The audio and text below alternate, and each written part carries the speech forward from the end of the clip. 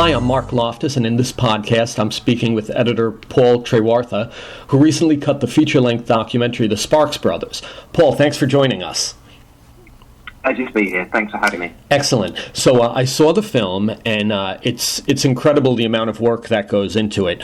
Just in the opening first few minutes, there's so many different edits to set up the introduction of it. How did you get involved in this? Had you worked with the director before? What was, the connection to it?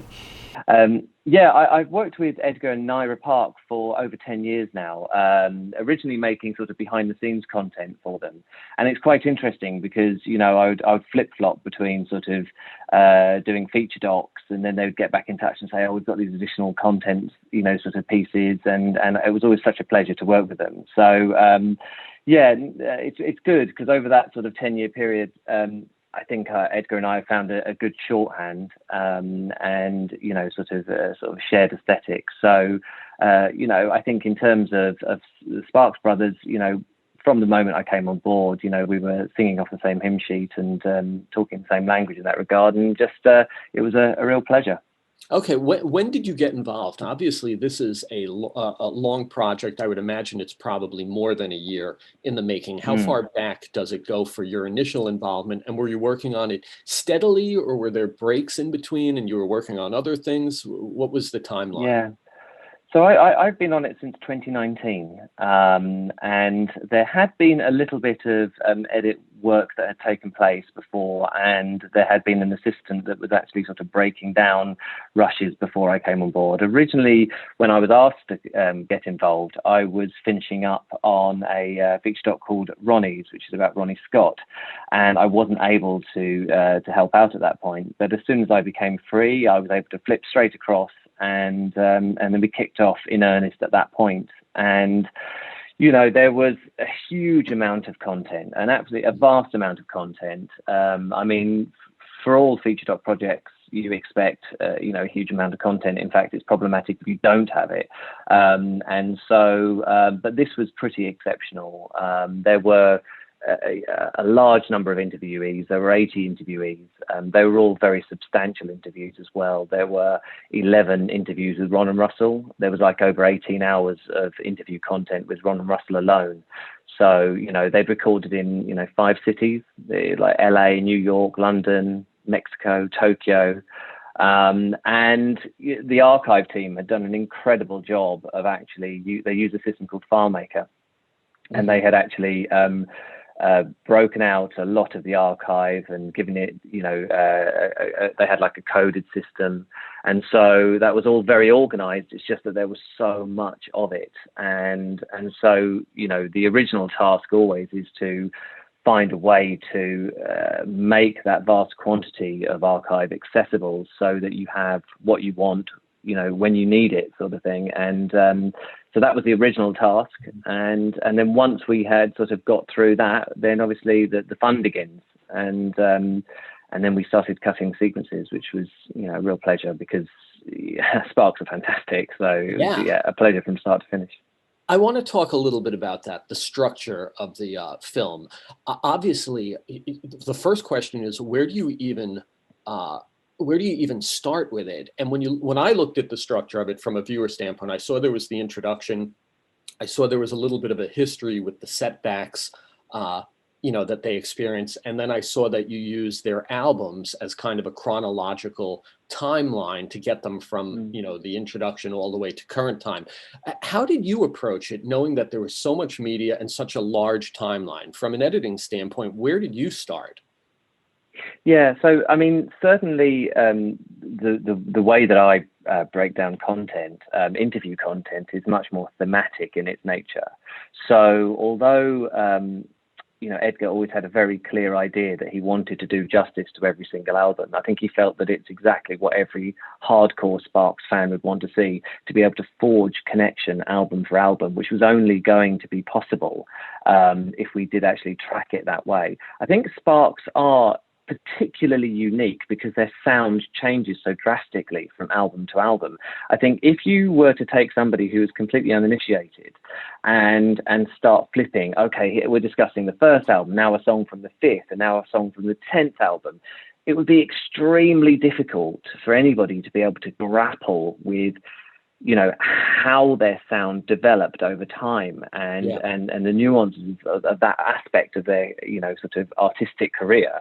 And so I think that, and the fact that, you know, a lot of people had approached Ron Russell and said, historically, you know, we'd love to tell your story. We're really interested in the 70s, and, you know, there was a peak point in the 80s. And it's like, yes, but we are still very much an ongoing asset. We're still moving forward. We're still a developing band. And you know that every single album they bring out is brand new and dynamic and acoustically different. And so there's a real risk of actually sort of, you know, just making it like a retrospective, something that they clearly have no interest in. You know, we even specifically use a quote from Ron in the film saying that he hates looking back, you know, and there we were doing a job of looking back. So we needed to make sure that we were doing justice, but to the whole career. But, you know, certainly, you know, my breakdown, yes, there was a chronological element to it, but there was definitely a thematic element to it where we were talking about different facets of their personality. And it's quite interesting, really, because I think there's this sort of, it's very easy to look at a film that's chronological and think, oh, it's very simple in its design because it's chronological. But actually, interestingly, when you think about the arc of a film, you want to sort of introduce themes at a pertinent point, themes that are going to resonate with the audience at a pertinent point. And actually, in some respects, being chronological actually does make that quite difficult, because there may be facets of their personality that are highlighted at various points. And so it's how do you then draw those elements together to convey a point at a relevant point while still being true to the chronological aspect of it. So yeah, it was a challenge, you know, in terms of, you know, structurally, because it was chronological and because there was such a lot of you know, footage available. But it was a good challenge. How did you work? What were some of the first sequences that you worked on, and what were the last sequences? Was the wrap up, the conclusion, the last sequence that you did just because of the nature of it, or were you working out of like a linear, you know, structure? Yeah, so there's a couple of things there, really. I mean, the first sequences that we cut were the ones which we knew would potentially be good elements to be treated with the sort of 3D animation techniques. So Joseph's animation techniques, which are beautiful but time-consuming and require storyboarding and a lot of back and forth. So we originally highlighted elements that we sort of felt would be great for those segments, and started to have those sort of conversations. And so I would actually sort of build a sound design and interview content to cover those sections, and then we kick off that process. So that was the very first thing we tucked into. The end sequence, actually, it's interesting because the content that you feel, because you've actually done a diligent process of actually breaking down all of the rushes, great comments that would be perfect for intro and outro sequence have been drawn together quite early on. So it's not like you need to have gone through everything before you know what would be great to actually sort of round the film up or kick the film off, because that all comes out of the you know, breaking down the rushes and getting a good overview of all of the rushes and all of the assets. Obviously, it's a live process, and so, you know, things change and bend and flex over time. And you know, certainly the end sequence, it developed in, you know, right up until the last moments, really. For example, you know, it was quite late on where we just wanted to reiterate the, you know, themes about them being brothers at the back end, and, you know, sort of basically come back to the idea. You know, there's a lot of prominence given to, you know, what it was like growing up together at the beginning of the film, and it was just really nice to revisit some of those themes at the back end. You know, having worked together for so long, isn't it incredible that they've got this shorthand? And it was an opportunity to revisit some of the beautiful archive and recontextualize some of that beautiful archive in the context of, you know, the 50 years. And so you know, that was quite that came in pretty late, that sequence there, with, you know, all that with the track that's underneath that. So, the other point to make is the fact that actually, because we knew we were going to do justice to the album, the first thing we did was we actually did cut a sequence of a natural length for every single album. So there was actually, full working edits for every single album, up to sort of 45 minutes long, or and for a specific album alone. And then when we were able to string those back to back, we had this hugely long cut that was, still it wasn't watchable because it was so long, but actually it was very watchable in chunks. And then we were able to distill from those albums what we felt would be fantastic to use as a platform to investigate a certain thematic point, and that's how we were able to draw those out and then shape the arc that way. So it was a nice way to work, and it was a different way to work for me in that regard, but it worked well. I would imagine that there was a ton of media there, and like you said, just keeping it to the 2 minutes and 2 hours and 15 or 20 minutes that it was must have been a challenge because of how much media you had. How were you managing it, and how much media did you have access to locally, either on an external drive or you're on the workstation that you're working on at any time? And were you challenged with just managing so many hours of footage with all these interview subjects, all the archival stuff and everything?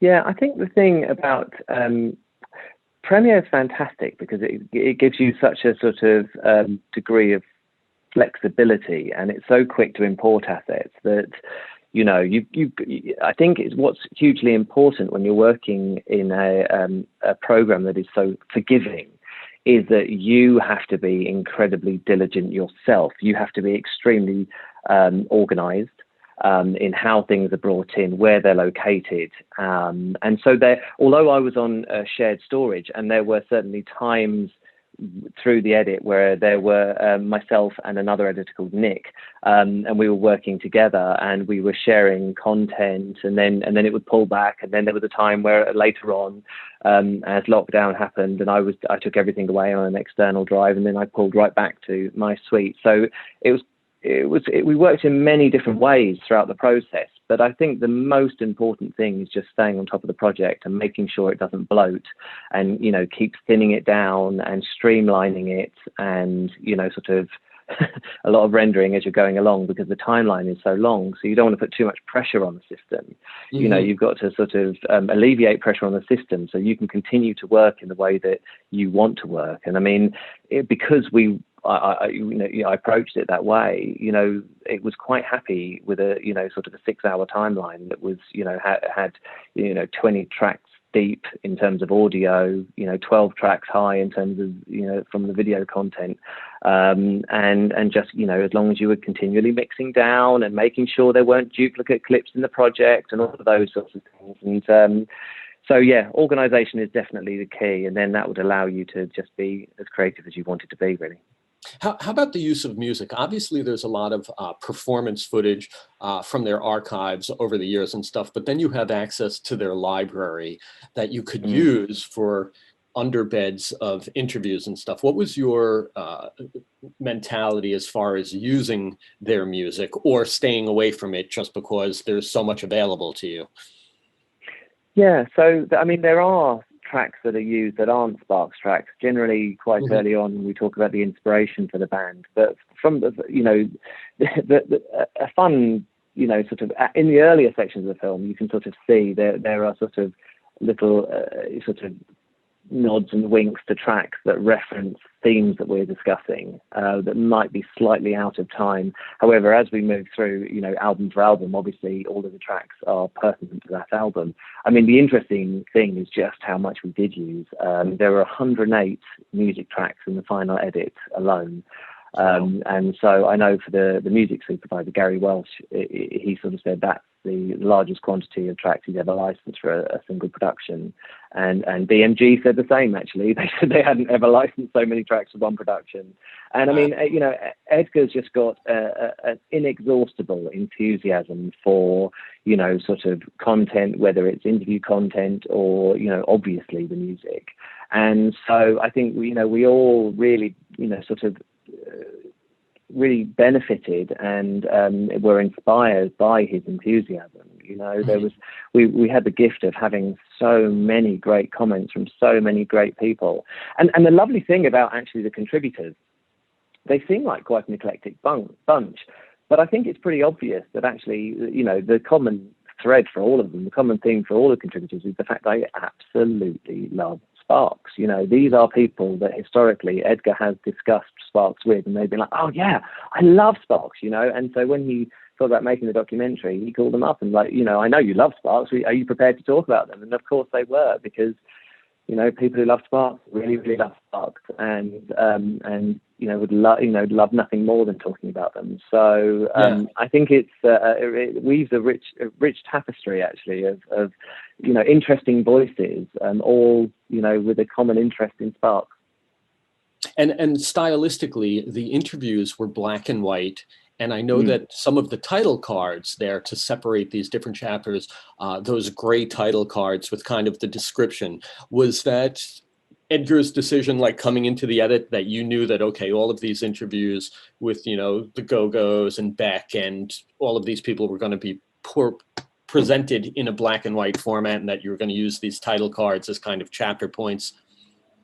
Yeah, so the interviews themselves are actually, they're beautiful. Jake did an incredible job of setting those up and lighting them, and every single interview at the end of the interview itself actually had like a dynamic lighting introduction that you see. Quite often people have portraits, and we'd use those pretty often.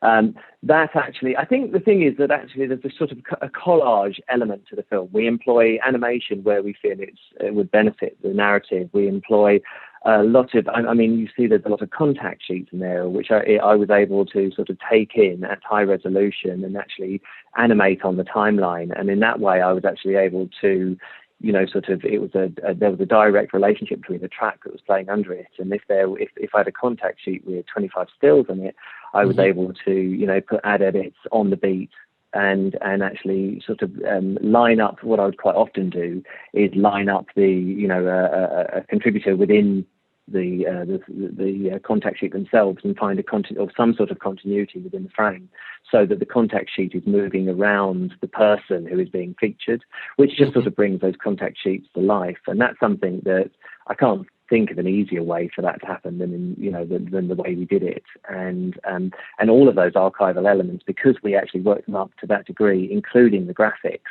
The graphics were all created on the timeline in Premiere and imported in and worked up in that way. I just did all of those, and then we'd done so many of those and all of the lower thirds that it got to a point that when we sort of came to the form and thinking of the back end and the online, that we decided that the best thing to do would just be to play them out. And so all of those graphical elements that you see in the film, have actually gone straight through from the offline, through play out, straight through the grade, and they are the final graphics. So yeah, that was, and I love working with graphics and animation. I actually studied animation originally, so it's kind of I have a lot of time for it and a lot of love for it. So it's nice to be able to have some fun with those elements as well.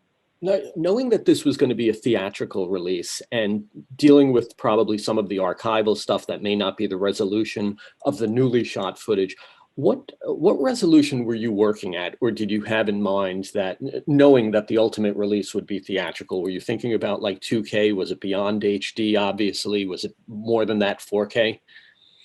Yeah, so we decided quite early on that 2K was the optimum format for us, because then we wouldn't have to push standard def material up too far, and again, just because of the sheer quantity of stuff that had been shot.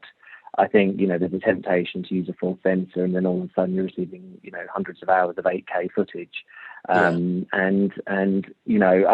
terms of the interviews themselves, it was the sensor of the camera that was, they actually used a red camera that actually had a black and white sensor to try and get as much information from that sensor as possible. And so the interviews were actually shot black and white. We didn't make those black and white.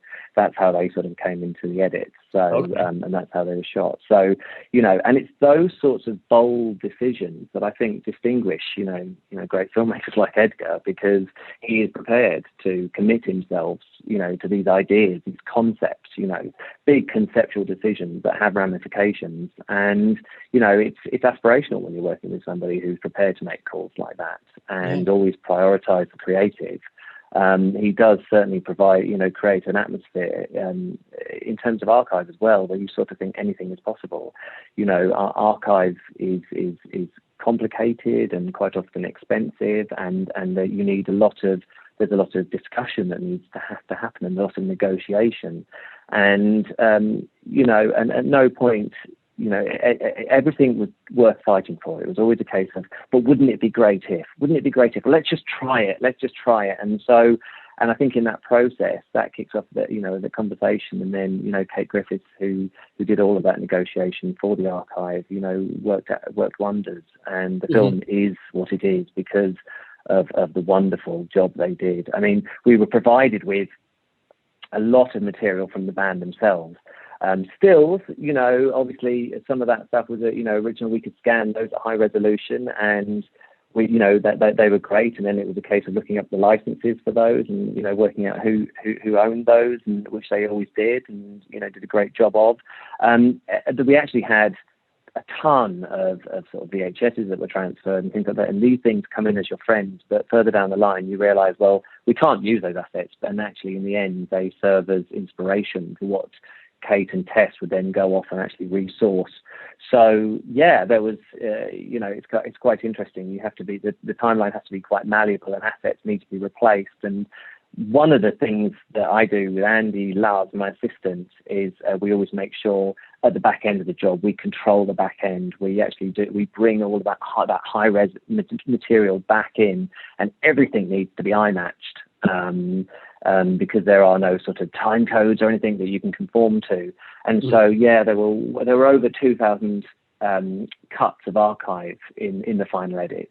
Every single one of them eye matched, every single one of them sized, and every single one of them, you know, if it was 4:3, you know, we had a universal crop that we placed upon that.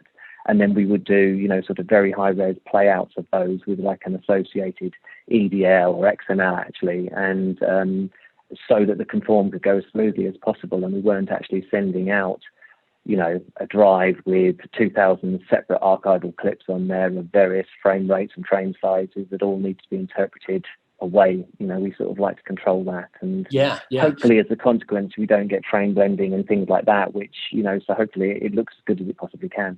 Right. Do you have a favorite sequence from the final film that came together just through editorial that you're particularly proud of, whether it was a challenging sequence because of the media or from a storytelling standpoint, you thought it came out really well? I mean, you know, I'll always love the intro sequence. You know, the intro sequence is something that, you know, you do keep working back into. I said it earlier on that, you know, it's a live, malleable thing, and new comment will come up and think, oh, that would be brilliant. Let's try and inject that in there. And old Mike Myers, he's so funny there. Let's try and find a way to make that work.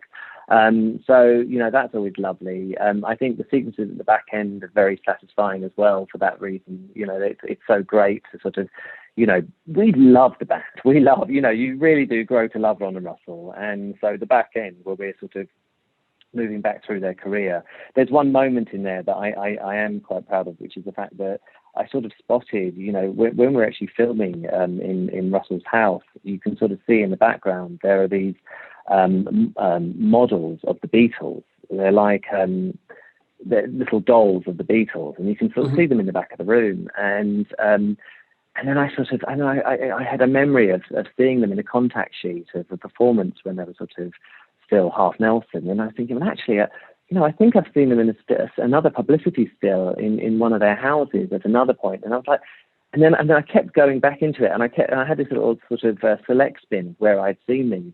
And then I was like, hang on a second, I think I've even seen them in the window of the Gilded Prune, you know, their mum's shop from way back. So, and I actually pulled those together, and that little sequence of stills is very much for me, because I was like, oh, that's great. I honestly think, you know, these are still the same models. I hope they are, that they're still the same models that have been on the piano in a half Nelson performance. They've been in the back of a publicity still earlier in their career, and they were in the window of the Gilded Prune. You know, it's fun. Oh, that's incredible. Great. Well, I mean, that's a great overview. I was, like I said, excited to hear about some of the insight that went into making this. I realize how massive of a project it is. Like you said, with so many songs that were licensed, with so much footage that was licensed for it, the amount of cuts that it takes just to set up one sequence, really incredible. So thank you for your insight on that. No, absolute pleasure. It's been lovely to talk to you. What do you have coming up next? Anything that you can talk about? Unfortunately, the project I'm on at the moment, I can't talk about. I have, after Sparks, I worked on a feature doc on Eliud Kipchoge. He's an amazing individual who was the first person to run the marathon in under 2 hours. So there's a film, Kipchoge, The Last Milestone, which is very dear to my heart. It's a wonderful film that I'm really, really proud of. We all worked, again, extremely hard on it. So that's coming out fairly soon, hopefully. And then, yes, I'm on to another one now, which unfortunately I can't talk about. All right. Well, hopefully down the road somewhere we can connect and talk about your work again. Yeah, that'd be fantastic. That'd be great. Excellent. Well, Paul, thank you so much for your time and your insight. I'm sure our readers are really going to appreciate it. Thank you. It's been really great to chat. I appreciate the time. Thank you. Nice speaking with you. Thanks again. Take care.